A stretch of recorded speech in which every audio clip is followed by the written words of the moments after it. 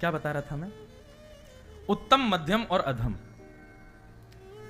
उत्तम व्यक्ति जो होता है वो घर की लक्ष्मी को अपनी बेटी मानता है, मध्यम व्यक्ति मां मानता है, और अधम व्यक्ति लक्ष्मी को अपनी दासी मानता है। उत्तम व्यक्ति का स्वभाव होता है कि जैसे बेटी के बड़े होने पर उसका विवाह करना चाहिए, ऐसे ही उत्तम व्यक्ति जो होता है वो लक्ष्मी के बढ़ने पर उसका विवाह करता है। और लक्ष्मी का विवाह केवल नारायण से होता है। मतलब ये अनुष्ठान कराना, भक्ति भागवती कथा कराना, इस प्रकार की वैदिक क्रियाओं में धन का व्यय करना, ये एक प्रकार से लक्ष्मी का नारायण से विवाह है। अग्रवाल परिवार ने कथा कराई। अब इस कथा में जो भी व्यवस्था लगी है, उस व्यवस्था में जितना भी खर्चा हुआ, जो भी व्यय हुआ, जो दान दक्षिणा यहां पर दी गई, ये सब किस कैटेगरी में आएगा? उत्तम। मतलब अग्रवाल परिवार की घर की लक्ष्मी का नारायण से विवाह हुआ है। तो एक प्रकार से आप लोगों के जामाता हो गए हमारे ठाकुर जी, जमाई हो गए। क्यों? आप सबकी लक्ष्मी ठाकुर जी ने स्वीकार कर ली। तो ये उत्तम। तो समय समय पर, अच्छा छोटी बेटी का ब्याह नहीं करते हैं, बेटी जब योग्य हो जाए तभी ब्याह करना चाहिए, बाल विवाह नहीं करना है। लक्ष्मी जब योग्य हो जाए, लक्ष्मी जब अधिकारी लगे कि हां अब इसका अधिकार है ब्याह का, तो ब्याह कराओ।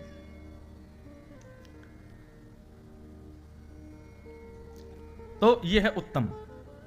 मध्यम व्यक्ति जो होता है वो लक्ष्मी को मां मानता है।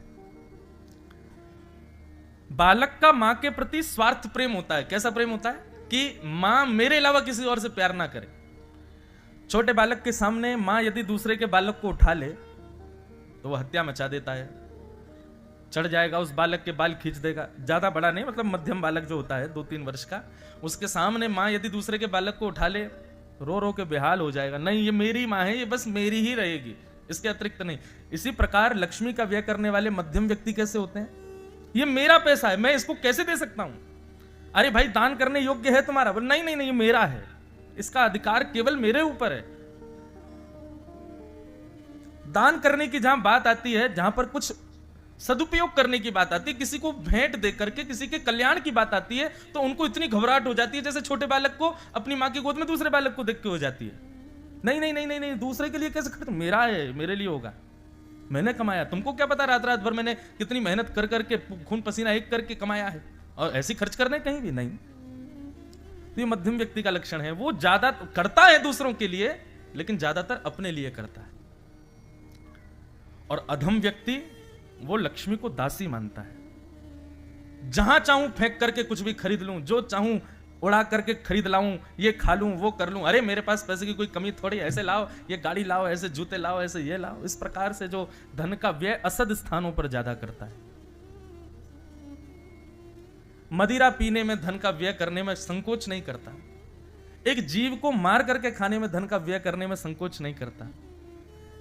किसी दूषित स्थान पर जाकर के नाचने गाने में धन को व्यय करने में उसको संकोच नहीं होता। ऐसे व्यक्ति को अधम माना गया। उत्तम व्यक्ति की गति है दान, मध्यम व्यक्ति की गति है भोग, और अधम व्यक्ति की गति है नाश। एक बात और, कई लोग कहते हैं महाराज जी हमने खूब गलत काम किए, ठीक है, अपनी तो कोई नहीं बताता, दूसरों की कहते हैं। हमारे एक पड़ोसी हैं, वो महाराज जी खूब पैसा खर्च करते हैं, क्लब जाते हैं, पार्टी करते हैं, दुनिया भर का गंदा खाते हैं, पीते हैं, सब करते हैं, सब ठीक है उनके पास, उनके साथ बुरा नहीं हुआ, कुछ ऐसा कुछ लगता नहीं कि उनके लाइफ में कोई प्रॉब्लम है। उनके साथ नहीं हुआ तो उनके बच्चे भोगेंगे, बच्चे नहीं तो बच्चों के बच्चे भोगेंगे। कहीं ना कहीं तो वो अधोगति आएगी, और वो अभी नहीं तो फिर अगले जन्म में भोगेंगे। कई लोग होते हैं उनका जीवन बड़ा व्यवस्थित होता है, सब कुछ बहुत अच्छा है, लेकिन फिर भी कष्ट है जीवन में। ये भोग रहे हैं हम अपने पूर्व जन्म का। उस समय हमें ये बात समझ नहीं आती थी, रोका जाता था, टोका जाता था, ऐसा मत करो, तब नहीं, अरे एक ही जीवन मिला है, भोग लो जितना कर सको। फिर अगले जन्म में जब हम लोग किसी सामान्य परिवार में जन्म लेते हैं, सब कुछ अच्छा है, व्यवहार अच्छा है, सब कुछ बढ़िया है, लेकिन फिर भी जीवन में कष्ट बना हुआ है। फिर हम सोचते हैं ऐसा क्यों हो रहा है हमारे साथ? निश्चित ही पूर्व जन्म में आपको रोका गया था, आपको मना किया गया था, लेकिन नहीं माने, इसलिए इस जन्म में हो रहा है। अब भोगो। इसलिए भैया धन की गति पर थोड़ा ध्यान दो। या तो धन को पुत्री मानो, वैसे सबसे बढ़िया पुत्री मानो, या फिर धन को मां मानो। दासी तो कभी मत मानो। चाहे कितना धन बढ़ा दें ठाकुर जी, पर कहीं भी अधम स्थान पर धन का व्यय नहीं करना चाहिए। कई वैश्य समाज के लोग और भी समाज के लोग दीपावली के दिन जुआ खेलते हैं, मैंने सुना है। कितने बड़े नाश की बात, मतलब जिस दिन लक्ष्मी पूजा होती है पूरे भारत में, उसी दिन आप लक्ष्मी को दांव पर लगा देते हो। ये रखे 500, ले चल बेटा, शुरू हो गए, किसका होगा ये दांव पर लगाना ही तो है। तो द्रौपदी पर इतनी दया क्यों आ रही है जब आप लक्ष्मी को दांव पर लगा देते हो? तो इसलिए भैया ये छोटी छोटी चीजें हैं, इनसे बचिए। ये बुद्धि विकृत करते हैं, ये मन को मैला करते हैं, ये आपके पूरे जीवन को अव्यवस्थित कर देते हैं। लक्ष्मी केवल ठाकुर जी की है, इसलिए भगवान ने रुक्मणी जी के साथ में विवाह किया, लक्ष्मी को अपनाया। भगवान का प्रथम विवाह रुक्मणी जी के साथ में हुआ।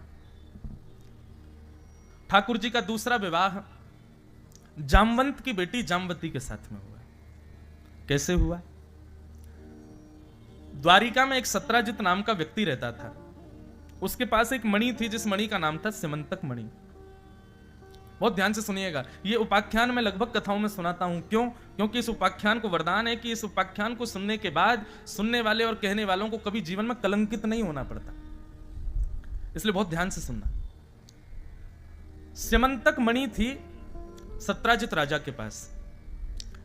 इस मणि का भाव यह था कि इस मणि की रोज 6-7 घंटे पूजा करो तो यह मणि आपको हजारों किलो सोना देती थी रोज। भगवान को जब यह बात पता चली तो ठाकुर जी ने केवल एक सहज भाव में जाकर के सत्राजित से कहा, तुम अकेले व्यक्ति इतने सारे धन का क्या करोगे? यह सिमंतक मणि हजारों किलो सोना देती है, अकेले व्यक्ति इतने सोने का क्या करोगे? भाई जितना सोना ये हर दिन देती है ना, तुम पूरे जीवन में नहीं भोग सकते इतना। तो सत्राजित ने कहा, आप क्या कहना चाहते हैं? बोले, मैं ये कहना चाहता हूं, ऐसी वस्तु को तो द्वारिका के कार्यालय में जमा करा दो, इससे जितना धन होगा हम द्वारिका का विकास करेंगे। और रही बात ये मणि तुम्हारी है तो तुमको कितनी जरूरत रहती है हर महीने हर साल, हमको बता दो, हम उतना तुमको दे देंगे। अब तुम भरते ही तो जा रहे हो, इसका कुछ लाभ तो है नहीं। सत्राजित बोला, मैं तकिया बना के सोऊं, मैं गद्दा बना के सोऊं, मैं सोने की चटनी खाऊं, मैं सोने की रोटी बनाऊं, मेरा है, मैं रखूंगा, मैं किसी को नहीं दूंगा। ठाकुर जी बोले, समझाना हमारा फर्ज था, ना मानना तुम्हारा धर्म है, कोई बात नहीं। ठाकुर जी वहां से चले गए। सत्राजित ने मणि नहीं दी भगवान को। अगले दिन ही क्या हुआ कि सत्राजित का छोटा भाई था प्रसेन, वो प्रसेन मणि पहन करके नगर में घूम करके सबको दिखा रहा था कि देखो मेरे पास मणि है। और मणि पहन के घूमता घूमता जंगल की ओर गया तो एक भालू ने प्रसेन को मार दिया मणि लेकर के। पहले शेर ने मारा तो शेर लेके चला गया, शेर को भालू ने मार दिया, भालू शेर से लेके चला गया। 3 दिन तक जब प्रसेन लौट करके नहीं आया तो सबने भगवान के ऊपर आक्षेप लगा दिया कि ठाकुर जी इस मणि को मांगने गए थे, सत्राजित ने देने से मना कर दी, इसलिए प्रसेन को बंदी बना करके भगवान ने मणि चुरा ली है। इसी को कहते हैं कलंक।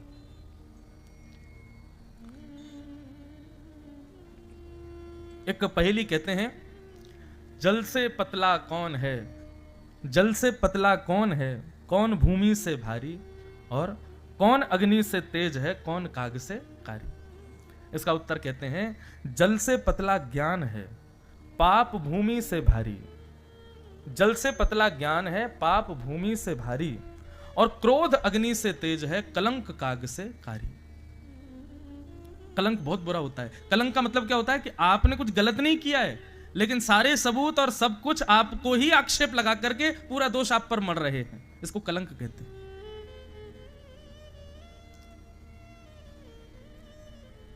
पृथ्वी पर जन्म लेने पर जन्म से मृत्यु तक ऐसा हो ही नहीं सकता कि एक बार आपको कलंक ना लगे। चाहे 4 दीवारी में 2 लोगों के बीच में ही बात हो, चाहे पत्नी ही लगावे, चाहे पति ही लगावे, चाहे बच्चों के मन में ही आ जाए, चाहे माता पिता ही सोच लें, लेकिन लगेगा जरूर। इतना आपको संभल के रहना है कि बस वो बड़े रूप में ना लगे, लेकिन लगता जरूर है। जैसे बंधुओं, जन्म लेने के बाद में कुछ इंजेक्शंस लगते हैं ना बच्चों को, वो जरूरी होते हैं। ऐसे जीवन में कुछ कुछ गिरावटें, कुछ कुछ ठोकरें जरूरी हैं। मानव को वो नहीं लगती है ना तो वो मानव जी नहीं पाता आगे। इसलिए कुछ चीजें होना जरूरी है। लेकिन ये ठाकुर जी का निधान है, ठाकुर जी का विधान है। किसी को तो 30 साल की उम्र में ही सब भुगवा दिया और किसी को जाकर के 70-80 साल में जाकर के चीजें भोगनी पड़ती हैं। पर आता जरूर है। ये कुछ ब्रेकर्स हैं हमारी लाइफ के, वो आएंगे जरूर। बस अपनी गाड़ी के ब्रेक आप कंट्रोल रखना, ठीक रखना, कहीं ऐसे ना हो कि ब्रेकर आए और ब्रेक लगे ही नहीं और उछल गए महाराज जोर से। और ये ब्रेकर्स क्या हैं? संयम, अपनी इंद्रियों पर, अपने विचारों पर, अपनी बुद्धियों पर। ये कथा जो है ना, एक प्रकार का सर्विस, जैसे गाड़ी की सर्विस होती है ना, ऐसे ही मानवों की सर्विस सेंटर है कथा। 7 दिन के लिए खंडवा में लगी, अब 1 तारीख से बागेश्वर धाम में लगेगी, फिर 7 को वहां पूरी होके 10 तारीख से विदिशा में लगेगी, 16 को वहां पूरी होगी। तो फिर जहां जहां ये कथा रूपी सर्विस सेंटर लगता है, वहां वहां की गाड़ी रूपी मानव आते हैं, उनकी सर्विस की जाती है मंच से। किसी का कोई पाया खराब होता है, किसी का कोई नट बोल्ट ढीला होता है, वो सब यहां से कसे जाते हैं, जिसका जैसा कस जाए। पर इसका पूर्ण कारण क्या है इस सर्विस का? ताकि आपके वेग जो हैं, रोड पर जब आप चलो, जीवन में जब आप चलो, तो जो ब्रेकर्स आए हैं वहां कहीं आप डिसबैलेंस ना हो जाओ, उसके लिए।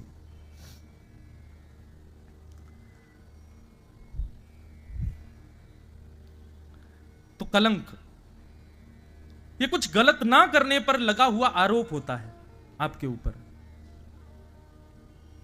भगवान के ऊपर आरोप लग गया।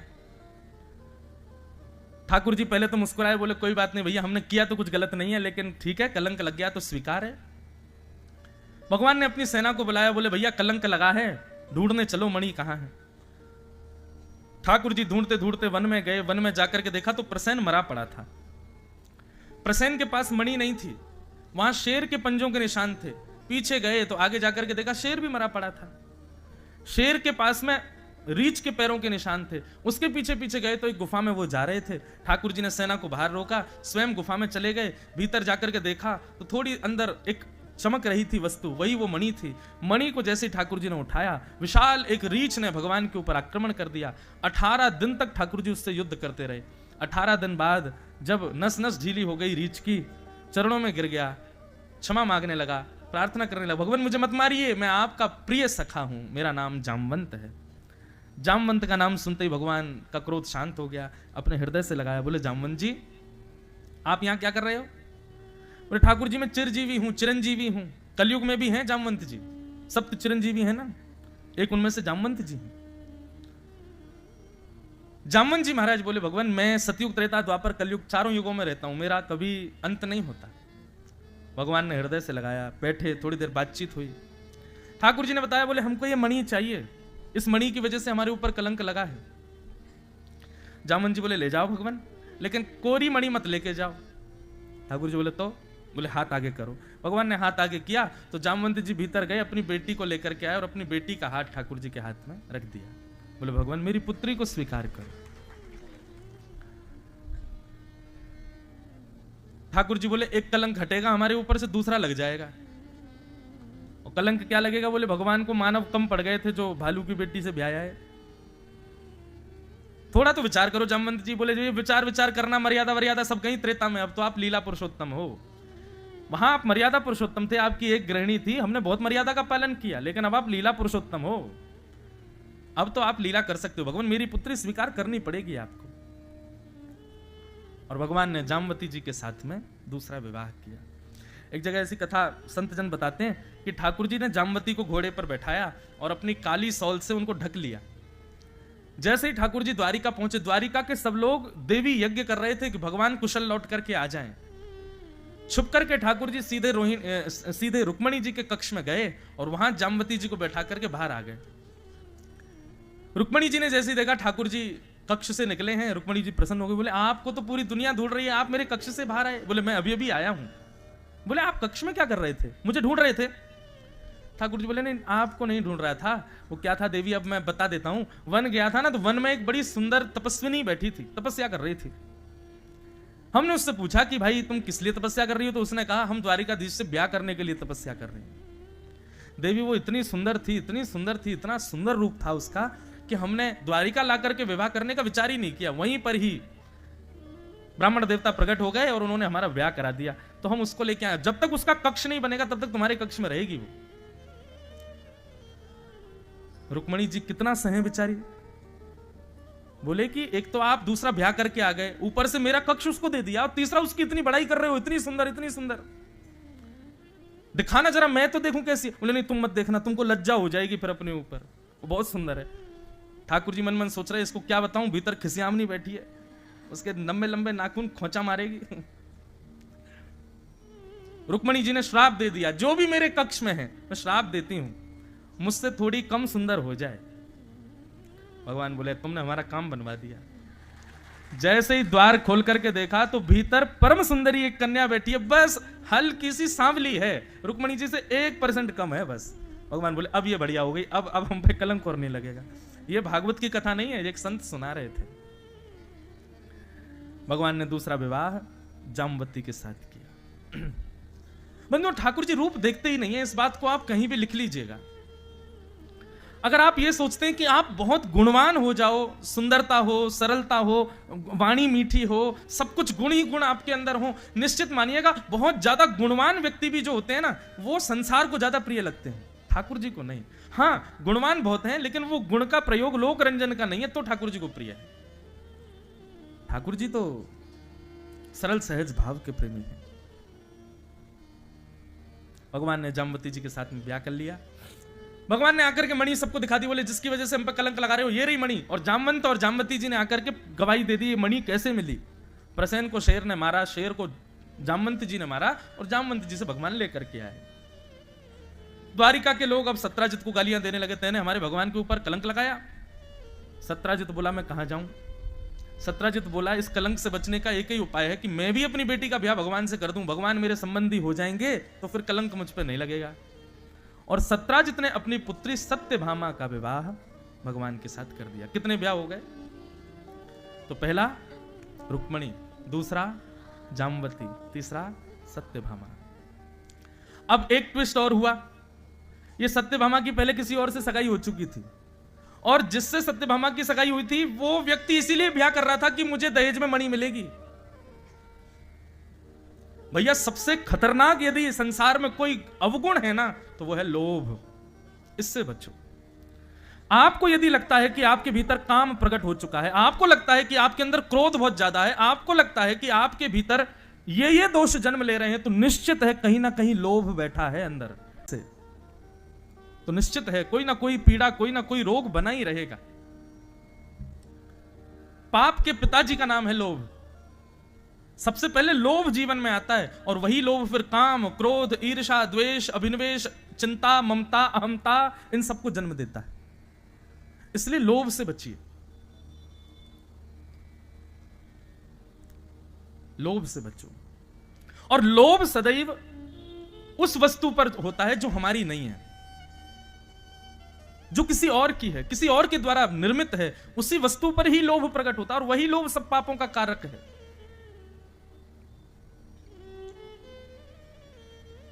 इसलिए कभी भी लोभ मत करो। और लोभ से बचने का एक ही तरीका है, दृष्टि को ऐसा बनाओ कि किसी की भी वस्तु देखो, उस पर किसी व्यक्ति विशेष का अधिकार ना जान करके ठाकुर जी का अधिकार जानो। सबई भूमि गोपाल की, सब गोपाल जी का है। तो फिर लोभ भी होगा ना तो भी दोष नहीं होगा, क्योंकि गोपाल जी का है। लोभ कब होता है? पड़ोसी ने इतना बढ़िया घर कैसे बना लिया, ये लोभ हो गया। अब उसके घर को देख रहे हैं, गाड़ी को देख रहे हैं, तो मन में ज्वलनशीलता हो रही है, यही लोभ है। किसी के बच्चे ज्यादा पढ़ लिख जाएं, बच्चे ज्यादा अच्छे निकल आए, तो बस मन में चिंता हो गई, लोभ हो गया, हमारे बच्चे ऐसे क्यों नहीं। ये लोभ, यही दोष का कारण है, इसको नष्ट करो। तो सत्राजित ने अपनी पुत्री सत्यभामा का ब्याह भगवान के साथ कर दिया। अब ये खबर पता चली सत्यभामा के पूर्व मंगेतर को, उसको पता चली कि मेरी होने वाली पत्नी का ब्याह तो कर दिया कहीं और हां, भगवान ने दहेज में मणि लेने से मना कर दिया कि मणि मुझको नहीं चाहिए, इसको ले जाओ। जब से ये मणि जीवन में आई है तब से हमको दिक्कत ही हो रही है, ये मणि चाहिए ही नहीं। सत्यभामा के पूर्व मंगेतर सतधनवा ने सोचा कि ब्याह तो हुआ नहीं मेरा, कम से कम मणि चुरा लूं, मणि को तो अपना बना लूं। और उसने अर्धरात्रि में सोते हुए सत्राजित यादव को मार करके उसकी मणि को चुरा लिया। दूसरे दिन जैसे ही भोर हुआ, भगवान अपनी स्वधर्मा सभा में बैठे थे, तभी सत्यभामा रोती रोती आई। भगवान ने पूछा, सत्यभामा आप क्यों रो रही हो? सत्यभामा ने बताया, मेरे पिताजी को दुष्ट सतधनवा ने मार दिया। अपने ससुर जी की मरने की खबर सुनकर के ठाकुर जी बहुत रोए, इतना रोए इतना रोए इतना रोए कि महाराज बस गिर पड़े धरती पर रोते रोते। मुझसे बहुत प्रेम करते थे मेरे ससुर जी, मेरे बहुत प्रिय थे, कर्नाटक रहे थे ठाकुर जी, लेकिन केवल सत्यभामा को बताने के लिए कि देखो मैं तुम्हारे पिता से कितना प्रेम करता हूं। ठाकुर जी बहुत रोए। अच्छा, सत्यभामा जो है ना भगवान की पत्नियों में, इनका थोड़ा सा स्वभाव बाकी की पत्नियों से थोड़ा विचित्र है। आप कहेंगे भगवान की पत्नी होने के बाद भी, अरे भाई थाली में दाल चावल रोटी सब्जी है, बीच बीच में मिर्च भी तो चाहिए होती है। सब अच्छी अच्छी हो जाए तो कैसे काम चले, तो बीच में एक मिर्च भी है। तो ये थोड़ी सी विचित्र है इनका स्वभाव,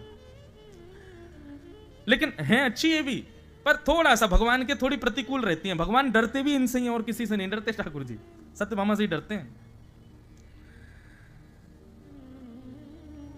और डरना भी चाहिए, भलाई भी इसी में ही है।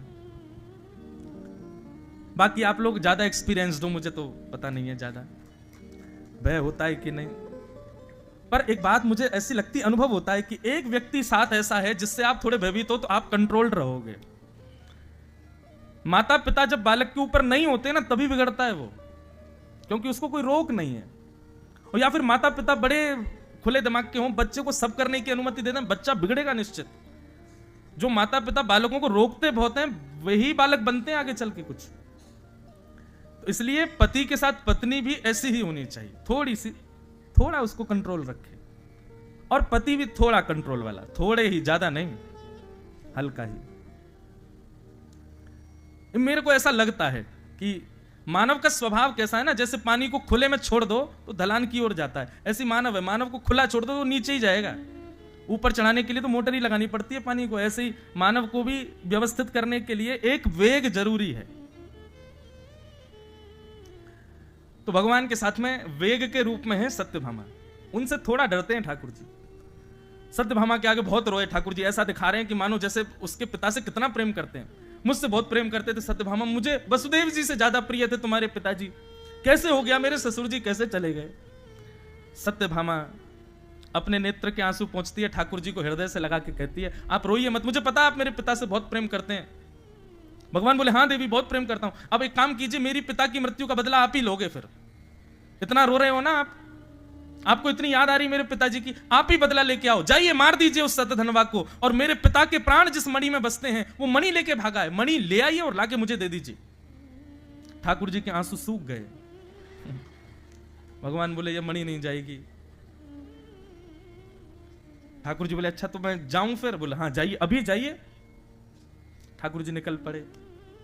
सतधनवा को पता चल गया कि द्वारिकाधीश उसको मारने आ रहे हैं, तो सतधनवा मणि अक्रूर जी को देके भाग गया। भगवान ने बीच रास्ते में सतधनवा को पकड़ लिया, उसके साथ युद्ध हुआ, युद्ध में वो मारा गया। भगवान ने उसकी सब पॉकेट्स चेक करी, लेकिन उसके पास मणि नहीं मिली।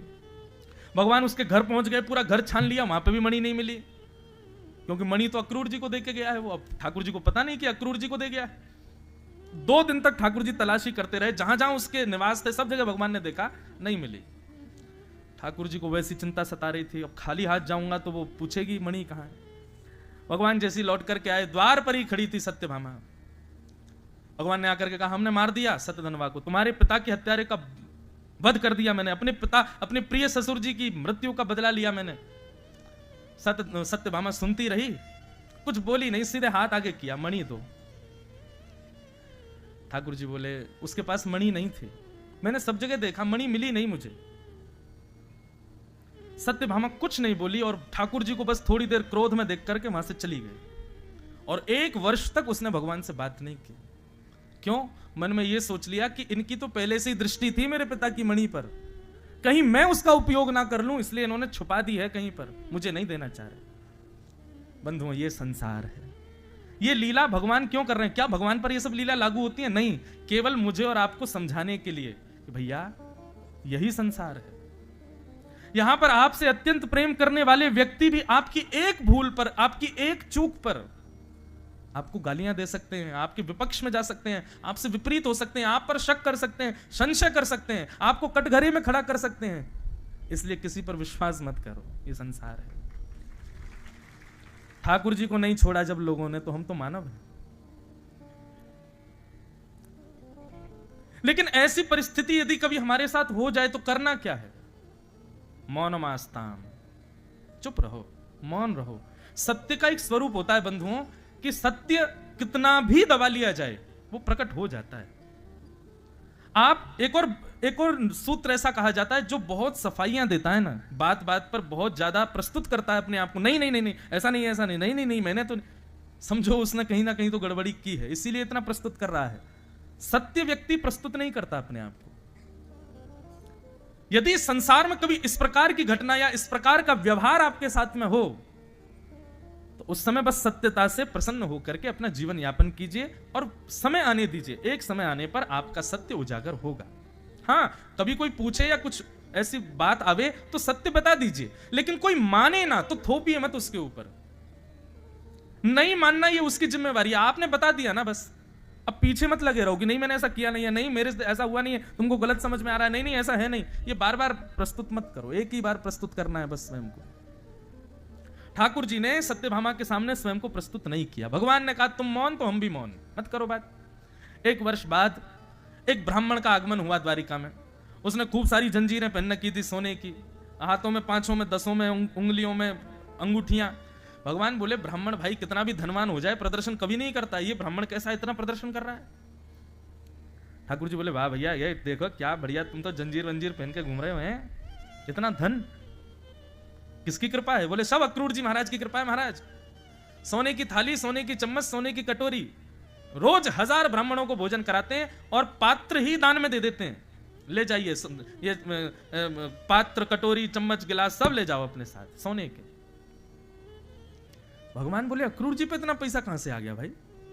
तब ठाकुर जी ने मंद मुस्कुराते हुए एक पत्र लिखा। वो पत्र लिख करके कहा अक्रूर जी, हमने सुना है आजकल आप बड़े मठ मंदिर बनवा रहे हो, ब्राह्मणों को बहुत दान कर रहे हो, ये सब समंतक मणि की कृपा है।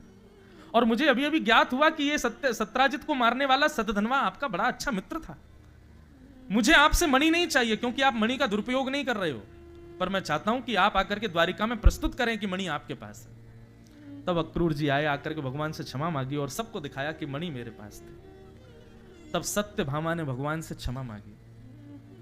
भगवान बोले सत्यभामा, कभी भी किसी व्यक्ति पर संशय करने से पहले 3 बार विचार करना चाहिए। बाकी मेरा स्वरूप ऐसा था कि मैं स्वयं को प्रस्तुत नहीं करूंगा तुम्हारे आगे, सत्य है मेरे साथ और सत्य आज प्रकट हो गया। पर तुमको भी चाहिए कि इतनी जल्दी संशय नहीं करना चाहिए सबके ऊपर। विश्वासो फलदायक, विश्वास करो, विश्वास फल देता है। अगर आप सबके प्रति अविश्वास रखोगे तो जी नहीं पाओगे संसार में। इसलिए कभी कभी ब्लाइंड फेथ, इसको अंधविश्वास नहीं कहेंगे, पर हां कभी कभी आंख बंद करके किसी पर विश्वास करना पड़ता है। सब गलत नहीं होते संसार में। इस प्रकार यह समंतक उपाख्यान हुआ और ठाकुर जी के ऊपर से कलंक हटा। बोलो द्वारिकाधीश की। इस प्रसंग को सुनने से व्यक्ति को जीवन में कलंकित नहीं होना पड़ता, ऐसा हमारे गुरुजन और भागवत में कहा गया है। भगवान का चौथा विवाह कालिंदी यमुना जी के साथ में हुआ। ठाकुर जी एक दिन भ्रमण करते करते अर्जुन के साथ घूम रहे थे वन में, तभी एक श्याम वर्णा परम सुंदरी एक कन्या बैठी थी और ध्यान कर रही थी। उसके रूप को देखते ही अर्जुन का मन आ गया।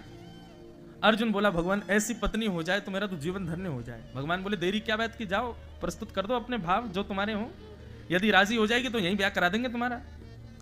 अर्जुन बोला आप मेरा साथ दोगे? बोले बिल्कुल दूंगा, एक बार उसकी रजामंदी पूछ ले, अगर वो राजी हो जाए तो मैं तेरा ब्याह कराऊंगा। अर्जुन दौड़ करके गया और जाकर के कहने लगा हे श्याम वर्णा सुंदरी, तुम कौन हो और यहां इस नदी के तट पर बैठ करके किसकी आराधना कर रही हो, किसका ध्यान कर रही हो? नेत्र खोल करके यमुना जी बोली अर्जुन। नाम सुनते ही अर्जुन घबरा गया। बोले आपको कैसे पता मैं अर्जुन हूं? बोले मुझे सब पता है अर्जुन, मैं कालिंदी हूं यमुना, और मैं यहां इस वन में तुम्हारे मित्र द्वारिकाधीश को अपने पति रूप में वर्ण करने के लिए ध्यान कर रही हूं।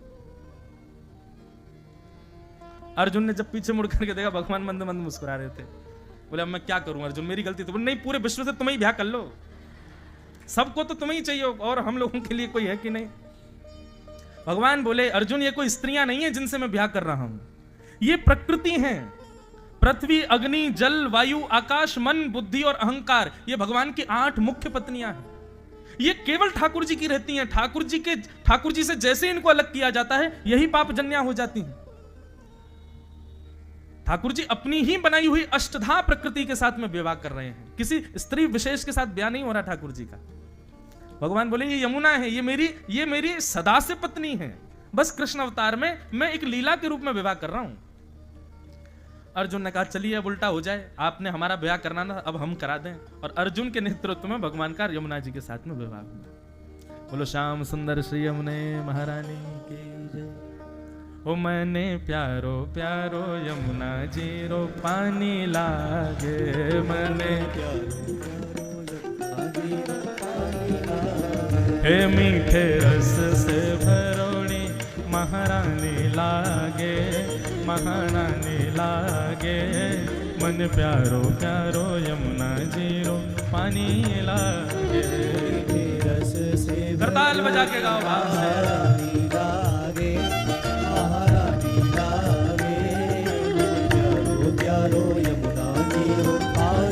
बंधुओं हमारी कई एक बात मानिए, वृंदावन जब जाते हैं ना तो यमुना जी को प्रणाम किए बगैर वापस मत आया कीजिए। 10 मिनट का समय निकालिए, घाट पर जाइए, यमुना जी में पुष्प अर्पित कीजिए, दीप दान कीजिए, यमुना जी को प्रणाम कीजिए, तभी वापस लौट करके आया कीजिए। क्योंकि हमारे ब्रज के रसिक कहते हैं यमुना जी को जो प्रणाम करता है तो यमुना जी के भाई का नाम है यमराज। तो यमुना जी यमराज जी से कह देती हैं ये हमारे दास हैं, इनको कभी यमलोक मत लेके जाना। यमुना यमदूतन तारत हैं भव तारत हैं श्री राधिका रानी। इसलिए अगली बार जब वृंदावन जाओ तो यमुना जी को निश्चित प्रणाम कीजिएगा। हे मीठे रस से भरोड़ी महारानी लागे, महारानी लागे, मन प्यारो प्यारो यमुना जी रो पानी लागे।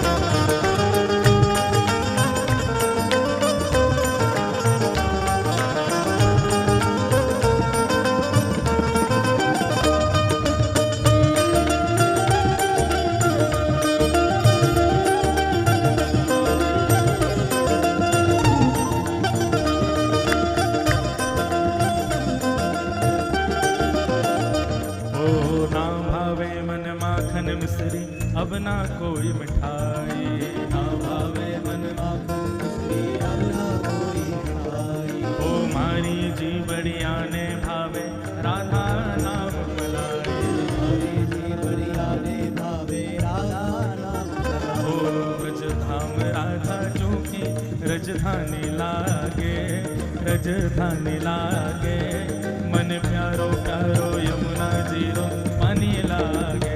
ब्रज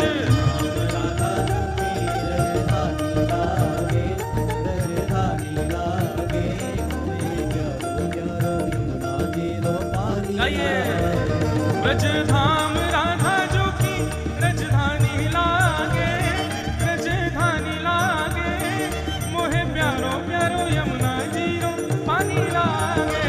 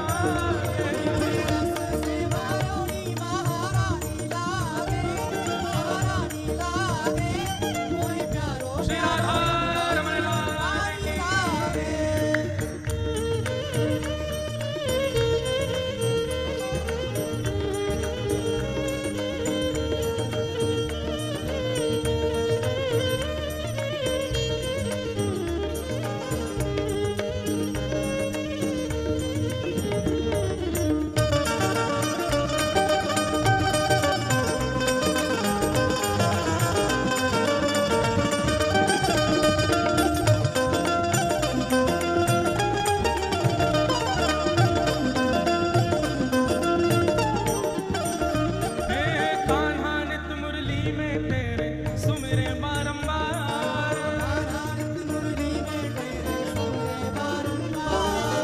कोटिक रूप धरे मनमोहन तो न पावे पार।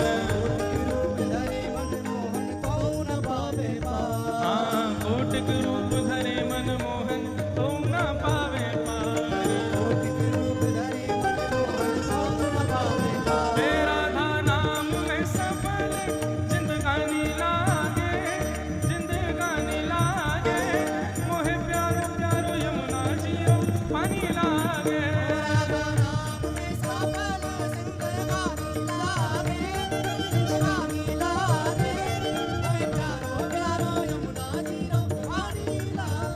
मीठे रस से भरौनी महारानी लागे, महारानी लागे, मोहे प्यारो प्यारो यमुना जीरो पानी लागे।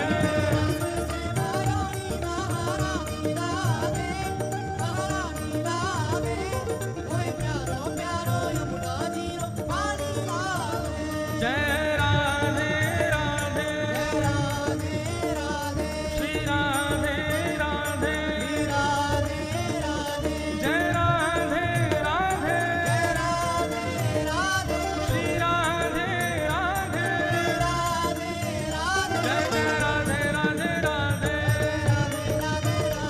श्री राधे राधे, जय जय राधे राधे राधे,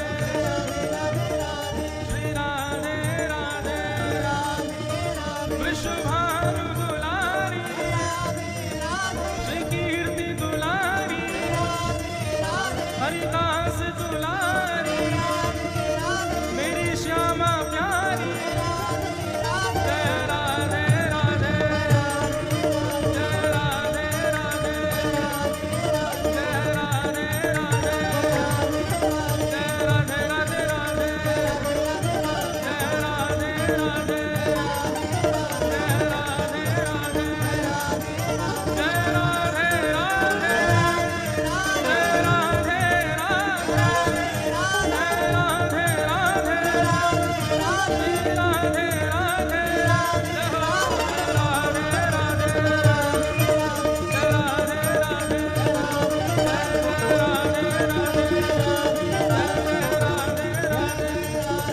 जय श्री राम, जय जय श्री राम, जय श्री राम। बोलो श्याम सुंदर श्री यमुने महारानी की जय। यमुना यमदूतन तारत हैं, भव तारत हैं श्री राधिका रानी।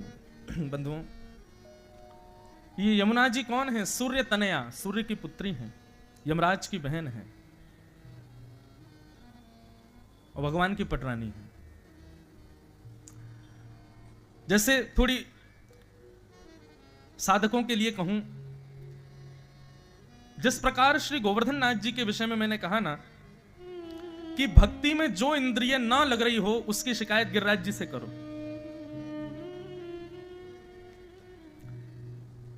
दर्शन में रुचि नहीं बढ़ रही, श्रवण में रुचि नहीं बढ़ रही, सेवा में रुचि नहीं बढ़ रही, तो श्री गिरिराज जी की एक परिक्रमा तभी लगाया हो, अपने आप रुचि बढ़ेगी। और गिरिराज जी की परिक्रमा से वैसे तो काम बन जाएगा, आपकी रुचि बढ़ जाएगी। अच्छा एक बात कहें, हम अपनी कथा में कोई भी ऐसे साधन नहीं बताते जिससे आपके काम बढ़िया चले, जिससे आपका व्यापार बढ़िया चले, जिससे आपकी प्रॉपर्टी खुल जाए, जिससे बच्चों के ब्याह हो जाएं। ये सब बातें हम कथा में कहते ही नहीं। मुझे ऐसा लगता है ये सब हमारा प्रारब्ध है। कर्म में इतनी सामर्थ्य है कि हम कुछ भी कमा सकते हैं, इसलिए हम ये सब क्रियाएं जो भागवत में आदि ग्रंथों में बताई हैं, इससे भगवत प्राप्ति कैसे हो ये सुने। कहीं मेरी कथा हुई थी तो एक माता जी, मुझे नहीं पता, वो पहले ही दिन व्यासपीठ की चौकी के नीचे सेब धर गई। 7 दिन बाद कथा पूरी हुई तो मंच पे आई और व्यास जी सेब दो। मैंने कहा मैया मुझ पे तो नहीं है। बोले नहीं, आपकी चौकी के नीचे रखा है। मैंने हाथ डाल के भीतर चेक किया तो सेब निकल आया। मैंने वाह मैया। बोले मैंने ही रखा था पहले दिन, 7 दिन अब ये सेब सिद्ध हो गया। मैंने कहा अच्छा अब क्या आप खाओगे? बोले नहीं, मैं अपनी बहू को खिलाऊंगी ताकि उसको लाला हो जाए। अरे ताली क्यों बजाई आपने? बात तो सुनो। मैंने कहा मैया बढ़िया, इससे ये होता कि भाई ये सेब इतना सिद्ध हो गया, अब इसको पूरे परिवार में बांट के खाएंगे ताकि हम सबके जीवन में ठाकुर जी की भक्ति आ जाए। मैंने ये तो मांगा नहीं आपने, सेब को सिद्ध भी किया तो मांग संसार ही लिया आपने। मैं एक बार हिमालय में एक स्थान है जागेश्वर, जब आप जाएंगे कभी हिमालय पर जाएं उत्तराखंड में, तो पौड़ी गढ़वाल ये तो आ जाते हैं आप, ऋषिकेश से ऊपर बद्रीनाथ केदारनाथ आदि सब, ये पौड़ी गढ़वाल कमाऊ की तरफ जाएंगे तो ये आप नैनीताल से आगे वहां की तरफ, तो एक स्थान है जागेश्वर। वहां मैं दर्शन करने के लिए गया। जागनाथ भगवान महादेव का अद्भुत स्थान है। रात्रि 7 बजे के बाद वहां ऐसा लगता है कि 2 बज गए हों, बिल्कुल सुनसान, कोई नहीं। अब हम जब गए तो 7 बजे मैं भोजन प्रसाद करके मैं ऐसे ही घूम रहा था बाहर, तो मंदिर के बाहर की ओर जब घूमने गया तो एक दंपति, पति पत्नी, वो हाथ में कोई पात्र लेकर, उसमें पात्र में कपूर लेकर के खड़े थे और दिया लेकर के खड़े थे घी का। मैंने किसी से पूछा भैया, मैंने कहा ये क्या कर रहे हैं? बोले कि रात भर खड़े रहेंगे, सुबह 4 बजे मंगला आरती होगी, पुजारी जी जब आरती करने जाएंगे तो अपना दिया शंकर जी के सामने रखेंगे। मैंने कहा इससे क्या होगा? बोले ऐसी यहाँ की मान्यता है कि ऐसा करने से पुत्र रत्न की प्राप्ति होती है। उस समय मेरे मन में एक बात आई, मैं कितने स्थानों पर गया, कितने तीर्थों में गया, कितनी जगह गया, मैंने कहीं भी ऐसा व्रत करते हुए उस व्यक्ति को नहीं देखा जो व्रत कर रहा हो, जो घनघोर तपस्या कर रहा हो इसलिए कि मुझे ठाकुर जी से मिलना है। नहीं, ऐसा नहीं है कि हम कर नहीं सकते, कर सकते हैं, बस जो वस्तु हमें चाहिए वो संसार से मिलित होनी चाहिए तो हम कर देते हैं। किसी व्यक्ति से कहो कि भाई 7 दिन कथा सुनो, नहीं सुनेगा। लेकिन उसी व्यक्ति से कहो 7 दिन यदि तुम कथा में नित्य आओगे ना, सब लोग इधर देखो, यहां देखो, ध्यान से सुनो। ये बीच में अलार्म चलाया भगवान ने, वो भी बेचारी दुखी हो रही है कि आज महाराज जी जा रहे हैं, सुनो ध्यान से। क्या बता रहा था? हाँ, तो हम लोग कैसे हैं? हमको कितना भी कठिन नियम बता दिया जाए हम कर लेंगे, यदि उस नियम के बदले हमको संसार की वस्तु मिल रही हो तुरंत कर देंगे। और यहां गिरिराज जी की 21 किलोमीटर चल के परिक्रमा करना भारी पड़ जाता है लोगों को। क्यों? क्योंकि उसके बदले ठाकुर जी की कृपा मिलेगी, बस ठाकुर जी से प्रेम होगा। बस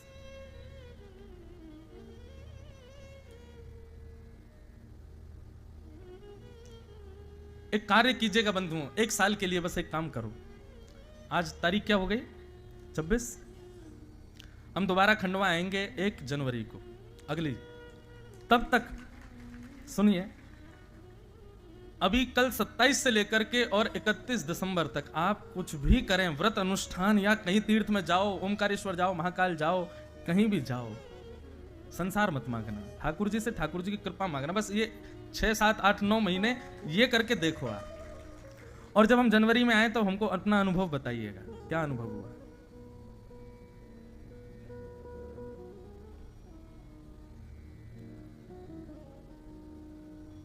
कभी मांगिए तो सही ठाकुर जी को, हम नहीं मांगते। ठाकुर जी को मत मांगो, भक्ति मांगो, प्रेम मांगो ठाकुर जी से। ये सब आपके चित्त को शुद्ध करेंगे, बुद्धि को शुद्ध करेंगे, जीवन में एक परमानंद का अनुभव होने लगेगा। फिर किसी के अपमान से आपको दुख नहीं होगा, किसी के सम्मान से बहुत प्रसन्नता नहीं होगी। कितना भी बड़ा जीवन में लॉस क्यों ना हो जाए, कितनी भी जीवन में विषमताएं क्यों ना आ जाए, परेशान नहीं होगे आप। आज मुझे कोई आकर के बोला मुझे बहुत डिप्रेशन होता है। मैंने कहा क्यों होता है? क्योंकि अपने ऊपर जिम्मेवारी ले रखी है हमने बहुत ज्यादा। थोड़ा ठाकुर जी से प्रेम करो। ये सब, ये एंजाइटी, डिप्रेशन, ये जो नाम आजकल चल रहे हैं, ये सब खत्म होंगे, उससे प्रसन्न रहोगे।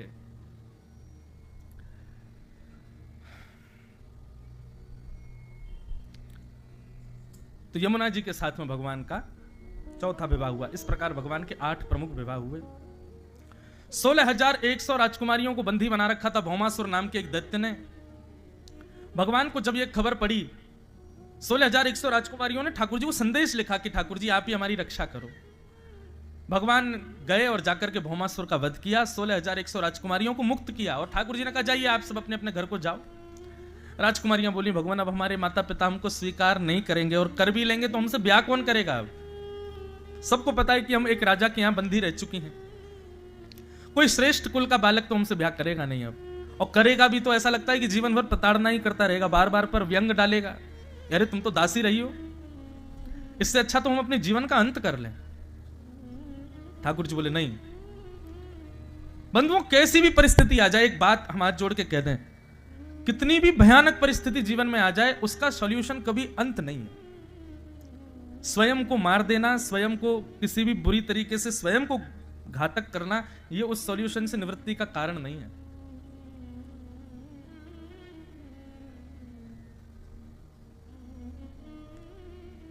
कैसी भी परिस्थिति जीवन में आ जाए, थोड़ा रुकिए, धैर्य रखिए, थोड़ा विचार कीजिए, थोड़ा सहमिए उस समय। और एक बात बताएं आपको, आध्यात्मिक स्थिति जिस व्यक्ति की होती है वो ऐसी स्थितियों में संभल जाता है। गैर आध्यात्मिक व्यक्ति इस प्रकार की सिचुएशंस में बहुत डगमगा जाता है, वो भूल जाता है, वो उसको फिर समझ नहीं आता मैं क्या करूं। इसलिए जीवन में आध्यात्म बहुत जरूरी है, ताकि कभी कोई बहुत बड़ी आपत्ति जीवन में आ जाए तो कम से कम आप संभल जाओ। शास्त्र आज्ञा करते हैं, सुसाइड करने वाला व्यक्ति, आत्महत्या करने वाले व्यक्ति को 2000 वर्ष के लिए प्रेत बनाते हैं। 2000 वर्ष के लिए प्रेत योनि में जाता है। क्यों? क्योंकि उसका पूर्व नियोजित जो मृत्यु का समय था, उससे पहले उसने स्वयं को अपने आप मार लिया।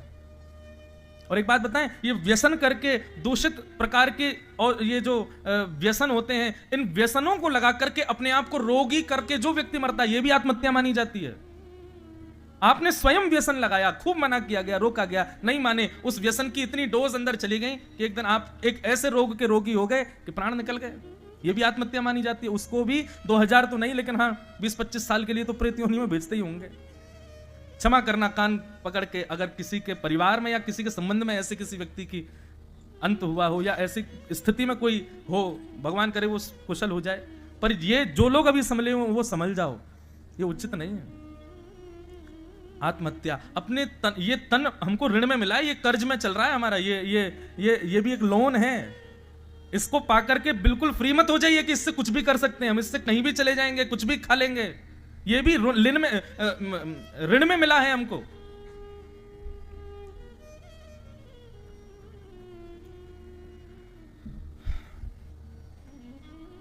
भगवान ने कहा ये उपाय ठीक नहीं है, अपना अंत कर लेना, या तो अपने परिवार को स्वीकार कीजिए। 16,000 राजकुमारियां बोली हमको कोई स्वीकार नहीं करेगा। तब ठाकुर जी बोले बताओ तो फिर क्या चाहिए आपको? तब सब 16,100 राजकुमारियों ने कहा भूयात पतिर में मह्यम, आप परब्रह्म हो, परमात्मा हो, आप हमको द्वारिका में आश्रय दे दो।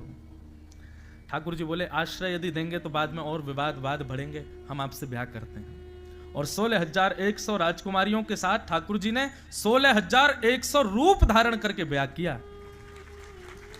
ऐसा नहीं था कि एक अकेले भगवान ही सबके संग फेरा ले रहे थे। कर्तुम अकर्तुम अन्यथा कर्तुम समर्थ ईश्वर, वो साक्षात ईश्वर हैं, सबके साथ एक साथ अलग अलग रूप धारण करके विवाह किया।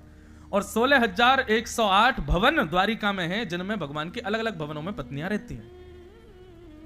लोग कहते हैं भगवान ने 16,108 ब्याह किए, हम उनके अंश हैं, हम 3-4 ही कर लें, ब्याह एक ही कर लें, बाकी 2-3 और हमारे कहीं संबंध हो जाए तो क्या बुराई है, हम भी तो अंश हैं श्री कृष्ण के। इस चीज में तो अंश दिख रहे हो आप। 6 दिन के ठाकुर जी ने पूतना के पयोधर का विष पिया था, उसमें भी अंश हो, पी जाओ। ठाकुर जी ने 21 किलोमीटर चौड़ा लंबा चौड़ा गिरिराज पर्वत ऐसे उठा लिया, तुम 4-5 किलो का पत्थर ही उठाए दो, ऐसे अंश हो ना। इतना नहीं, इतना कर सकते हो तो सब करो। एक बात सदैव याद रखना बंधुओं, श्री कृष्ण की लीला करणीय नहीं है, श्रवणीय है। श्री कृष्ण का कथन करणीय है, वो जो कहते हैं वो करने योग्य है। कृष्ण जो करते हैं वो कभी नहीं कर सकते आप। प्रभु श्री राम की करनी करणीय है, प्रभु श्री राम जो कर रहे हैं वो आप कर सकते हैं, पर कृष्ण की तो केवल कथनी पर ही जाओ, करनी आप कभी नहीं कर पाओगे। भगवान ने 16,108 विवाह किए, ठाकुर जी के विवाह हो गए आनंद के साथ। और आगे अब क्रम आता है, राजा नृण की कथा आई, उसके बाद नारद जी का भगवान की दिनचर्या देखना। नारद जी भगवान की दिनचर्या का दर्शन कर रहे हैं, ठाकुर जी की ग्रहचर्या दिनचर्या कैसी है उसके बारे में देख रहे हैं। प्रातःकाल ठाकुर जी ब्रह्म मुहूर्त में उठ जाते हैं। जिस व्यक्ति को जीवन में भगवत अनुभव करना हो, जल्दी से जल्दी वो नियम बना ले ब्रह्म मुहूर्त में उठने का, और ब्रह्म मुहूर्त में उठ करके स्नान ध्यान करके फिर भगवान का स्मरण करे। निश्चित है कि ब्रह्म मुहूर्त में उठने वाले को ठाकुर जी का साक्षात्कार निश्चित होता है, भगवत दर्शन उसको होगा ही होगा, क्योंकि उस समय पर ठाकुर जी भी जागृत अवस्था में होते हैं। इसलिए ब्रह्म मुहूर्त में ठाकुर जी उठते हैं। उठने के बाद स्नान ध्यान करके ठाकुर जी फिर गौशाला जाते हैं, गायों की सेवा करते हैं। गौ सेवा करने के बाद भगवान अपने पंचजन्य शंख का नाद करते हैं। शंख का नाद करने से, उसी नाद से ही द्वारिका के लोग उठते हैं। फिर ठाकुर जी जाकर के बाल भोग करते हैं, माता पिता और परिवार से मिलते हैं। फिर स्वधर्मा सभा में बैठते हैं। फिर द्वारिका भ्रमण करके सबके दुखों को देखने जाते हैं। फिर रात्रि में आकर के ठाकुर जी कुछ संत महापुरुष वैष्णवों से मिलते हैं और रात्रि सोने से पूर्व प्रसाद पाकर के ठाकुर जी एकांत में बैठ करके ब्रज का स्मरण करते हैं। नित्य आज भी द्वारिका में नियम है, ठाकुर जी की शाम को जब संध्या आरती होगी तब उस संध्या आरती में द्वारिकाधीश शंख चक्र गदा पद्मधारी चतुर्भुज भगवान को वंशी धारण कराई जाती है। और ऐसा कहा जाता है कि शाम को संध्या के समय ठाकुर जी एकांत में बैठ करके द्वारिका में ब्रज को याद करते हैं। रोज हर दिन ब्रज को स्मरण करते हैं। आज भी सुबह की श्रृंगार आरती और रात्रि की संध्या आरती में द्वारिकाधीश में ठाकुर जी को वंशी धराई जाती है। वंशी का श्रृंगार आता है। नित्य ठाकुर जी ब्रज को याद करते हैं और उसके पश्चात फिर शयन करते हैं। ऐसी ठाकुर जी की पूरी दिनचर्या बताई यहां पर। आगे वर्णन आता है कि पांडवों ने राजसूय यज्ञ किया, उस यज्ञ में भगवान को आमंत्रित किया और आमंत्रण पत्र में यह लिख करके भेजा कि भगवान कम से कम 20,000 राजाओं को संग लेकर के आइएगा, यज्ञ में आहुति डलवाने के लिए आवश्यक है। 20,000 राजकुमारों के द्वारा आहुति डलेगी तब यज्ञ पूर्ण होगा। तभी भगवान के पास दूसरा आमंत्रण आ गया कि जरासंध ने 20,000 राजकुमारों को बंदी बना रखा है, कृपा करके आप उन बंदियों को वहां से मुक्त कराओ। ठाकुर जी बोले ये बढ़िया है, पहले जरासंध के यहाँ जाएंगे, वहां से 20,000 राजकुमारों को मुक्त करेंगे, उन्हीं को लेकर के यज्ञ में चले जाएंगे। ये जरासंध कौन है बंधु? कंस के ससुर जी हैं। ये जब से कंस मरा है तब से ये भगवान के शत्रु हैं। इन्होंने ही 17 बार चढ़ाई की थी मथुरा पर, 18वीं बार ब्राह्मणों की सेना लेकर के आ गए, इसीलिए भगवान रण छोड़ करके द्वारिका में विराजे।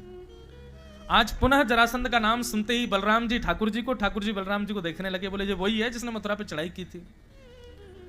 ठाकुर जी बोले हम जरासंध के यहां जाएंगे ब्राह्मण का रूप धारण करके। जरासंध ने जब से भगवान को रण छुड़वाया तब से ब्राह्मणों का इतना बड़ा उपासक हो गया वो कि नित्य अपने राज सिंहासन पर बैठ करके 2 घंटे के लिए द्वार खोलता है। जितने ब्राह्मण आके जो मांगते हैं वो उनको दे देता है। इतना दानवीर हो गया। एक दिन उसके दरबार में 3 अजब गजब ब्राह्मण आए और ये तीनों कौन थे? अर्जुन, कृष्ण और भीम। तीनों गए ब्राह्मण का रूप धारण करके। जो मांगते थे ब्राह्मण वो देता था जरासंध। जब तीनों की बारी आई तो जरासंध ने कहा मांगिए क्या चाहिए? भगवान ने कहा युद्ध चाहिए तुमसे, युद्ध करना है। इतनी अच्छी बात यहां पर जरासंध कहता है। जरासंध बोलता है बोले भगवान क्षमा करें पर आप लोग ब्राह्मण नहीं हो, क्योंकि मैं ब्राह्मणों के इतने साथ में रहता हूं, ब्राह्मणों की इतनी सेवा करता हूं, इससे यह बात जान चुका हूं कि ब्राह्मण कुछ भी मांग लेगा लेकिन युद्ध कभी नहीं मांग सकता। आप ब्राह्मण नहीं हो, कौन हो? इतने प्रसन्न हो गए ठाकुर जी जरासंध पे, बोले कि देखो ब्राह्मणों को कितना जानता है। तुरंत ठाकुर जी ने अपना रूप दिखा दिया। भगवान का रूप देखते जरासंध बोला अरे रण छोड़, आ गया? तुझे पहले तो भगा दिया था मैंने, फिर से आ गया? भगवान बोले युद्ध करो मेरे साथ। बोले भगोड़ों के साथ नहीं युद्ध करता मैं। हाँ भाई तुम अपना मुख दिखाओ, तुम कौन हो? अर्जुन ने अपना मुख प्रकट किया। बोले ये तो बच्चा है, बच्चों से थोड़ी खेलूंगा मैं। तीसरा बच्चा भीम, भीम ने जैसे मुख दिखाया जरासंध बोला हाँ जे है मेरे टक्कर का, आजा। भीम बोला हम तीनों आए थे मारने, अब मैं अकेला रह गया। भगवान बोले उसकी मृत्यु तेरे हाथ है भीम, मेरे हाथों मरना होता तो मथुरा में ही मार दिया होता इसको मैंने, ये मरेगा ही तेरे हाथों, युद्ध कर। भीम युद्ध करता था जरासंध के साथ और भगवान और अर्जुन बैठ करके चुपचाप युद्ध देखते थे। पूरे दिन जरासंध उठा उठा के फेंकता था भीम को, बहुत मारता था। और रात्रि में उसके घावों पर पट्टी रखते थे, भगवान सेकते थे, केला खिलाते थे, उसका भोजन बेचारे को कराते थे। उसकी थोड़ी देर सेवा करने के बाद अर्जुन और कृष्ण सो जाते थे, खर्राटे मारते। ये बेचारा रात भर रोता था, दर्द हो रहा है, सुबह फिर पिटना है उसको, क्योंकि जरासंध ने कहा था सूर्यास्त के बाद तुम लोग मेरे मेहमान हो, सूर्य उदय होते ही तुम मेरे शत्रु हो। सूर्य उदय होते ही भीम को कक्ष से लेके जाता था जरासंध। बोले चल युद्ध कर मेरे साथ। अर्जुन और कृष्ण चुपचाप बैठे रहते थे। भीम ने कहा बोले तुम दोनों के साथ गलत आ गया हूं मैं, कुछ नहीं करते हो, केला खाते रहते हो, पूरे दिन आनंद करते हो, मैं पिटता हूं वहां पे खड़ा खड़ा। भगवान बोले नहीं देख तेरे हम संग बैठे तो हैं, तू एक काम किया कर ना, युद्ध के बीच में तू मुझको देखा कर, मैं तुझे कुछ ना कुछ बताऊंगा। बहुत ध्यान से सुनना, बड़े अच्छा सूत्र है इसमें भी। भीम ने आज जब युद्ध किया, युद्ध के बीच में ठाकुर जी को देखा तो ठाकुर जी ने पत्र को लिया और 2 भागों में कर दिया। मानो भगवान उसको संकेत कर रहे हैं कि ऐसा दाव खेल, इसको पीटने से, मारने से, गदा प्रहार से इसको कुछ नहीं होगा, इसको बीच से अलग कर। भीम के अंदर ताकत तो थी, ऐसा दाव खेला कि एक पैर पर अपना पैर रख करके दूसरा पैर पकड़ करके बीच से अलग कर दिया जरासंध को। जैसे ही बीच से अलग हुआ, मृत्यु हो गई जरासंध की। भीम अपनी भुजाएं उठा करके और अपनी विजय का घोष करने लगा, ठाकुर जी के आगे दिखाने लगा, देखो मैं जीत गया। भगवान बोले पीछे देख। पीछे मुड़ करके देखा तो वो तो फिर से खड़ा हो गया, फिर मारने लगा। टीकाकार वर्णन करते हैं भीम कौन है? भीम है मैं और आप सब जीवात्मा। और जरासंध कौन है? बोले जरासंध है हमारे कर्म। हम हर दिन सूर्य उदय होते ही अपने कर्मों से युद्ध करते हैं और सोचते हैं कि आज हम कर्म को परास्त कर देंगे, और कभी कभी परास्त कर भी देते हैं, लेकिन कर्म इतना बलवान है कि जैसे पीछे मुड़ के देखो तो फिर दूसरे रूप में वो खड़ा मिलता है और हमको ताव दे करके कहता आजा युद्ध कर मेरे साथ। ये कर्म से कितना भी युद्ध कर लो, कितना भी हरा लो, ये फिर जीवित हो जाता है। ठाकुर जी कहते हैं युद्ध के बीच में, कर्म से युद्ध के बीच में मेरी ओर देखा करो, पर केवल मुझे देखो मत, शरणागति करो, मेरे ऊपर समर्पण करो अपना, और मुझसे प्रार्थना करो कि ठाकुर जी ये कर्म से युद्ध में हम हार रहे हैं, आप कृपा करो, हमारे लिए जो उचित हो वो हमको प्रदान करो। इस प्रकार समर्पण भाव से जब तुम मेरे को वंदन करोगे तभी विजय हो पाओगे। भीम ने जब आकर के कहा मैंने आपको देखा था फिर भी हार गया, भगवान बोले जीतने के लिए देखा था, समर्पण के भाव से नहीं देखा। पूर्ण समर्पण के भाव से मेरी ओर देखेगा तभी कल्याण होगा। अगले दिन भीम ने युद्ध के बीच में पूर्ण समर्पण के भाव से जब ठाकुर जी को देखा, तब भगवान ने पत्र अलग करके विपरीत दिशा में फेंका। कहा कि बीच से अलग तो करो, पर इसके अंगों को यथावत मत छोड़ो, उठा करके विपरीत दिशा में फेंको, ये जुड़ नहीं पाएगा। फिर आज जब भीम ने ये दाव पेच खेला, जरासंध का वध हो गया, और अब भीम ने अपनी विजय का घोष नहीं किया, अब ठाकुर जी को प्रणाम किया, धन्यवाद भगवान आपने कृपा की। हर दिन कर्म से युद्ध कर रहे हैं हम, पर उस कर्म के युद्ध में विजय की इच्छा मत रखो, क्योंकि कर्म से आप जीत नहीं पाओगे। आपके कर्म कर्तव्य रोज आपको हराएंगे। केवल अपने इस कर्तव्य के बीच में ठाकुर जी को पूर्ण समर्पण भाव से देखो, वंदन करो, आपके लिए जो उपयोगी होगा वो आपको मिलेगा। इस प्रकार जरासंध का वध करवा करके भगवान 20,000 राजकुमारों को लेकर के इंद्रप्रस्थ गए। वहां जाकर के भगवान ने राजसूय यज्ञ में 20,000 राजकुमारों से आहुति डलवाई, पांडवों का यज्ञ पूर्ण हुआ। उसी बीच भगवान ने शिशुपाल का वध भी किया। इस प्रकार यह कथा आ रही थी। तभी एक प्रसंग आता है कि सूर्य ग्रहण का समय हुआ और भगवान सब द्वारिका वासियों को बुला करके कहते हैं भैया बहुत विशिष्ट सूर्य ग्रहण आने वाला है। इस सूर्य ग्रहण पर यदि कोई व्यक्ति यज्ञ करे, दान करे, पुण्य करे तो उसका अनंत गुना फल मिलता है। हमारी इच्छा है कि इस सूर्य ग्रहण पर सब द्वारिकावासी हमारे साथ कुरुक्षेत्र चलें और वहां चलकर के हम बढ़िया यज्ञ करेंगे। सब द्वारिका के लोग कुरुक्षेत्र आए और बंधुओं इसी सूर्य ग्रहण के समय पर ब्रज में नंद बाबा ने भी घोषणा की भैया बहुत बड़ा सूर्य ग्रहण आ रहा है, मेरी इच्छा है कि सब ब्रजवासी वैसे तो कहीं जामे ना है, लेकिन या बार सब लोग कुरुक्षेत्र चलो, वहां यज्ञ करेंगे। अब ना तो ब्रजवासियों को पता है कि द्वारिका के लोग वहां आ रहे हैं, ना द्वारिका के लोगों को पता है कि ब्रजवासी वहां आ रहे हैं। भगवान को ब्रज से गए हुए 100 वर्ष से अधिक हो चुका है। अभी बंधुओं केवल इसी विषय पर ही कथा थी द्वारिका में, ब्रज द्वारिका मिलन महोत्सव। अद्भुत प्रसंग था, कैसे कैसे मिलन हुआ, सबका अद्भुत भाव है। वहां पर रुक्मणी जी का जब किशोरी जी से मिलन होता है ना, वो विषय तो शायद मैंने तीसरे या चौथे दिन वो विषय आया था कथा में। रुक्मणी जी की स्थिति ऐसी थी कि जब रुक्मणी जी को यह बात पता चली कि श्री राधा रानी कुरुक्षेत्र आई हैं, तो रुक्मणी जी को पहले तो अपने अंदर मान हुआ कि देख के तो आए ये राधा रानी है कैसी, और अपने संग सप्त पत्नियों को, भगवान की 8 पत्नियां गई हैं, राधा रानी को दर्शन करने नहीं गई हैं, प्रणाम करने नहीं गई हैं, परखने गई हैं कि हैं कैसी। ब्रज के शिविर में रुक्मणी जी पहुंची। शिविर में जाकर के किसी से कहा, बोले श्री किशोरी जी कहां हैं? बोले सामने जो शिविर है ना, इसी में श्री राधा रानी विराज रही हैं।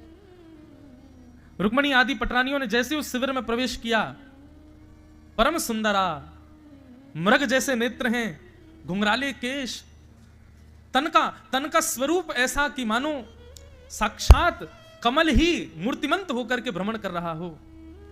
इतना सुंदर रूप लावण्य देख करके रुक्मणी जी आदि सब पटरानियों के अंदर जो संशय था ना, जो परखने की स्थिति थी, वो तो नष्ट हो गई, बल्कि अपने ऊपर लज्जा प्रकट हो गई। हम कहां अपने आप को सुंदर कहती हैं, सुंदरी तो ये है, इतना सुंदर। रुक्मणी आदि पटरानियों ने प्रणाम किया, हे किशोरी जी, हे श्यामाजू, आपके चरणों में बारंबार प्रणाम। तभी उस युवती ने रुक्मणी जी को उठाया और कहा, क्षमा करें, आप ये अपराध ना करें, मैं तो किशोरी जी की दासी हूं। किशोरी जी तो भीतर बैठी हैं, किशोरी जी तो अंदर है, मैं तो उनकी दासी हूं। रुक्मणी जी स्तब्ध हो गई, बोले ये दासी है, दासी से हमको लज्जा हो रही है अपने रूप पर, स्वामिनी कैसी होंगी? 8 में से 2 पत्नियां तो वहीं से ही चली गई, बोले कि हम दासी को ही देख के लज्जा कर रही हैं, हम स्वामिनी को तो देख ही नहीं पाएंगे, वहीं से ही लौट गई। 6 पटरानियों ने थोड़ा सहर्ष किया, भीतर प्रवेश किया तो बाहर जो सौंदर्य देखा था, ऐसी अनंत सुंदरियों को भी कोटि कोटि वार दिया जाए तो भी कम पड़े, इतनी सुंदर एक कन्या बैठी। रुक्मणी जी बोली, ये तो निश्चित किशोरी जी हैं, मैं लक्ष्मी हूं, मैंने त्रिभुवन में 12 भुवनों में ऐसा सौंदर्य नहीं देखा, प्रणाम करो, यही है श्री राधा रानी। प्रणाम किया, बोले कि हमारा प्रणाम स्वीकार करें किशोरी जी। चरण पकड़ ली, बोले नहीं नहीं नहीं नहीं, मैं किशोरी जी नहीं हूं, श्यामाजू भीतर बैठी, मैं तो दासी। भगवान की 4 पटरानियां वहीं से वापस लौट गई, बोले कि हम नहीं जा सकते भीतर। जैसे तैसे करके अकेली रुक्मणी जी ने जब मुख्य भवन में प्रवेश किया, जहां हमारी श्यामाजू बैठी हैं, जैसे ही प्रवेश किया भीतर, अनंत सुंदरियों के समूह रूपी उस सिंधु की मानो जैसे वहां पर व्यवस्था हो रखी है। जहां दृष्टि घुमा रही है, इतनी सुंदर कन्याएं बैठी हैं, और असंख्य सुंदर उन कन्याओं के मध्य में एक सौम्यता की प्रतिमूर्ति, एक सिंहासन, उस सिंहासन के ऊपर कटाक्ष नेत्र हैं, मधुर मुस्कान है, घुंघराले केश हैं, तप्त कांचन गौरांगी, कंचन जैसा एक स्वर्ण जैसा वर्ण है अंग का, आधे नेत्र खुले हैं, आधे बंद हैं, ऐसा मधुर लावण्य रूप श्री किशोरी जी बैठी हैं। रूप देख करके रुक्मणी जी में जितने, वैसे तो दोष रुक्मणी जी में कोई है नहीं, लक्ष्मी में कोई दोष नहीं है, पर फिर भी यथा किंचित सूक्ष्म कोई दोष हो भी, किशोरी जी को देख करके वह दोष भी नष्ट हो गया। सहचरियों ने आकर के रुक्मणी जी का हाथ पकड़ा, आइए प्रणाम कीजिए। बोले नहीं, अवस्था नहीं है, स्थिति नहीं है, बल्कि मुझे तो बाहर कर दीजिए, कोई झरोका खोल दीजिए, वहां से देखूं मैं, मुझे मेरे नेत्रों में इतनी सामर्थ्य नहीं लग रही है कि मैं किशोरी जी को प्रत्यक्ष देख सकूं। किशोरी जी ने नेत्र उठा करके जब रुक्मणी जी को देखा, बस रुक्मणी जी के पास कोई शब्द नहीं है, फिर बस नेत्रों से आंसू गिरने लगे। बंधुओं, किशोरी जी का रूप कैसा है? एक संसार का रूप ऐसा होता है कि उस रूप को देख करके आह निकले, वाह निकले, या उस रूप को देख करके चित्त में कोई भावना प्रकट हो, कोई कामना प्रकट हो, कोई काम प्रकट हो। पर श्री जी का रूप कैसा है? जितने भी काम, दोष, भाव, आह जो भी चित्त में है, उन सबका भी मर्दन हो जाता है किशोरी जी का रूप देख करके। ऐसी किशोरी जी, उनका रूप दोषवर्धक नहीं है, दोष नाशक है। रुक्मणी जी ने चरण पकड़ लिए, बोले कि हे श्यामाजू, आज तक एक ही भय लगा रहता था कि जैसे कृष्ण ब्रज छोड़ करके चले गए, ऐसे कभी हमें छोड़ करके ना चले जाएं, पर अब दूसरा भय व्याप्त है, ठाकुर जी से वियोग हमको हो जाए सह लेंगे, लेकिन किशोरी जी अब ऐसा लगता है आपके दर्शन के बिना हम नहीं रह पाएंगे, कृपा करो। द्वारिका छूट जाए चलेगा, द्वारिकाधीश से दूर रहना पड़े चलेगा, लेकिन हम आपकी शरण में रहना चाहती हैं, कृपा करो, हमें दासी बना लो। ऐसी स्थिति हो गई श्री रुक्मणी जी की। किशोरी जी के चरणों में प्रणाम किया और रुक्मणी जी पर किशोरी जी ने कृपा की। बहुत अद्भुत है ब्रज द्वारिका मिलन का पूर्ण भाव।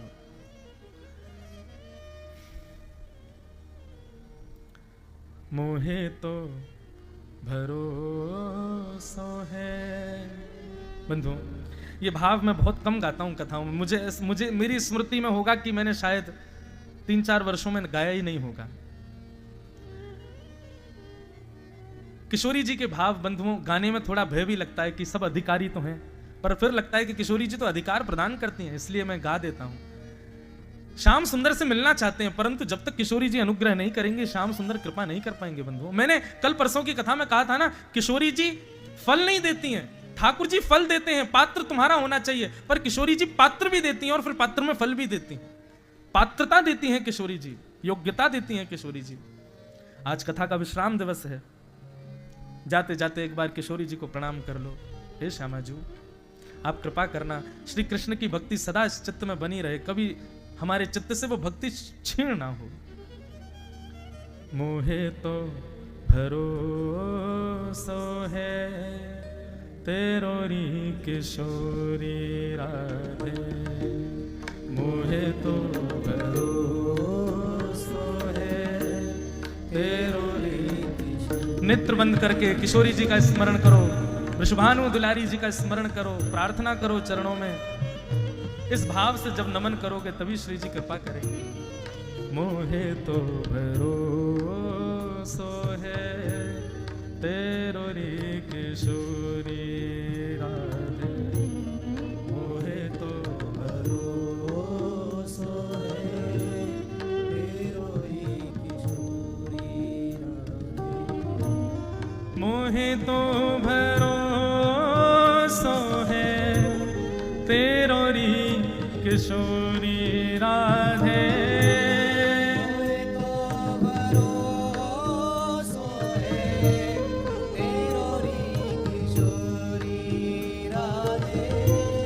मोहे तो भरोसो है तेरो री किशोरी राधे,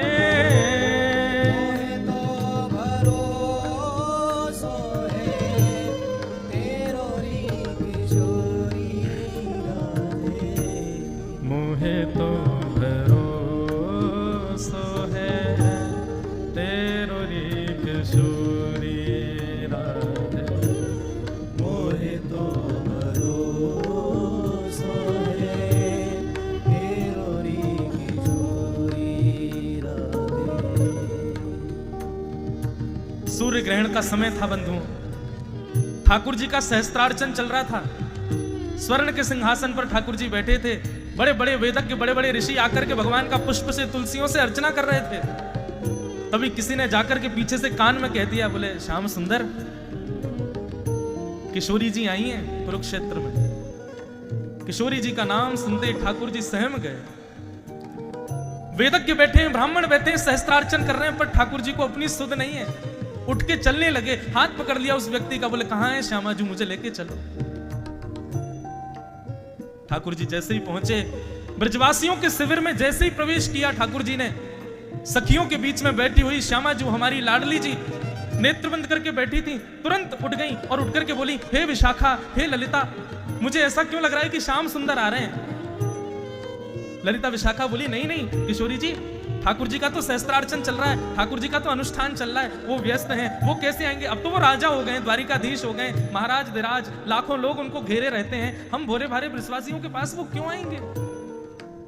किशोरी जी कहते हैं, ललिता विशाखा, मुझे उनके तन की सुगंधी याद है, और इस समय जो हवा बह रही है उस हवा में कृष्ण के तन की सुगंधी आ रही है, मुझे पूर्ण विश्वास है कि वो आ गए हैं। और किशोरी जी का इतना कहना हुआ कि तभी शिविर का कपाट खोल करके श्री द्वारिकाधीश किशोरी जी के सामने आ गए। सब सखियां सहचरियां अस्त व्यस्त हो गई। ठाकुर जी को 100 वर्ष बाद देखकर कि कौन क्या कहे, क्या कहां बैठाएं, क्या करें, किसी को सुध नहीं। ठाकुर जी के नेत्र लाल हैं, किशोरी जी को निहार रहे हैं, अश्रुबिंद टपक रहे हैं। सब तो ठाकुर जी को देख पा रहे थे, लेकिन किशोरी जी के सामने ठाकुर जी खड़े हैं और किशोरी जी कभी इधर देख रही हैं, इधर देख रही हैं। ललिता विशाखा जाके कह रही हैं, श्यामाजू देखो ना, श्याम सुंदर खड़े हैं। किशोरी जी कहती हैं, ललिता मुझे ये बता दे, मैं किस अंग को पहले देखूं, मैं चरण देखूं, हस्तकमल देखूं, वक्ष देखूं, ग्रीवा देखूं, मुख देखूं, मैं क्या देखूं पहले, क्योंकि 100 वर्षों की प्रतीक्षा है। जिस अंग को देखूंगी उस अंग को कम से कम 100 वर्ष तक देखूंगी, दूसरा अंग नहीं दिखेगा फिर। ये अवस्था देख करके द्वारिकाधीश ने अपना मुकुट उतार करके श्री जी के चरणों में रख दिया और स्वयं के माथे को श्री जी के चरणों में झुका दिया। किशोरी जी के चरणों से लिपट करके द्वारिकाधीश रुदन करने लगे। बंधुओं, ये सब विषय अद्भुत हैं। हम बस किशोरी जी से प्रार्थना करें, जाके अधीन सदा ही सांवरो, जिनके सदा अधीन रहते हैं ठाकुर जी, वे हम पर कृपा करें। साधन ही